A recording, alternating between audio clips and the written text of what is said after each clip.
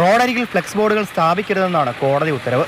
പക്ഷേ ഇവിടെ അതെല്ലാം കാറ്റിൽ പറത്തിയാണ് CPIM പത്തനംതിട്ട ജില്ലാ സമ്മേളനത്തിന് മുന്നോടിയായി കോന്നിയിൽ കൊടിതോരണങ്ങളും ഫ്ലെക്സുകളും ഉയർന്നത്. കാൽനട യാത്രക്കാർക്ക് ബുദ്ധിമുട്ടുണ്ടാകും വിധത്തിൽ നടപ്പാതയിൽ നിന്ന് റോഡിലേക്ക് ഇറങ്ങി നിൽക്കും വിധമാണ് ഫ്ലെക്സുകളിലേറിയ പങ്കും.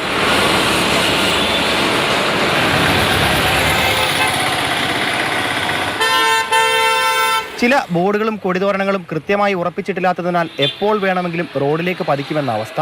കോടതി ഉത്തരവിനെ തുടർന്ന് ബോർഡുകൾ വ്യാപക തോതിൽ കോന്നി ഗ്രാമപഞ്ചായത്ത് നീക്കം ചെയ്തുവെങ്കിലും വീണ്ടും പുതിയ ബോർഡുകൾ ഇതേ ഇടങ്ങളിൽ സ്ഥാനം പിടിച്ചു.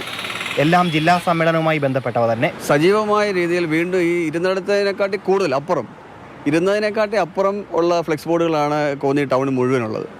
അത് ശരിക്കും പറഞ്ഞാൽ ഈ മണ്ഡലകാലവുമായി ബന്ധപ്പെട്ടുള്ള തങ്കയങ്കിയുടെ ഘോഷയാത്രയായിരുന്നു കഴിഞ്ഞ 2 ദിവസങ്ങളിൽ. അതോടൊപ്പം തന്നെ ശബരിമലയിലേക്കുള്ള വാഹനങ്ങൾ ക്രമാതീതമായി വർദ്ധിച്ചുകൊണ്ടിരിക്കുന്ന ഒരു സാഹചര്യമാണ്. ആ ഒരു സാഹചര്യത്തിൽ കാൽനട യാത്രക്കാർക്ക് പോലും പോകാൻ പറ്റാത്ത രീതിയിലേക്ക് ഇത്തരം ഒരു പ്രവണത വരുന്നത് ഉദ്യോഗസ്ഥരുടെ ഭാഗത്ത് നിന്ന് തീർത്തുമുള്ള വീഴ്ചയാണ്. നിരവധി LED ബോർഡുകൾ, കൊടിതോരണങ്ങൾ, ഫ്ലെക്സുകൾ, ഹോർഡുകൾ എന്നിവയാണ് നടപ്പാത കയ്യേറി എലിയറക്കൽ മുതൽ 3 കിലോമീറ്ററിൽ അപകടകരമാം വിധം നിൽക്കുന്നത്.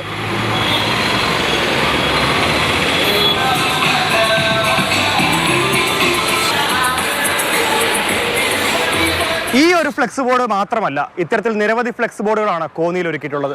ഇതിൽ പലതും റോഡിലേക്ക് ചാഞ്ഞു നിന്ന് അപകടത്തിനുള്ള സാധ്യതകളും ഏറെയാണ്. ക്യാമറമാൻ ജയചന്ദ്രൻ പുല്ലമ്പാറയ്ക്കൊപ്പം ഗോകുൽനാഥ്, മാതൃഭൂമി ന്യൂസ്, പത്തനംതിട്ട.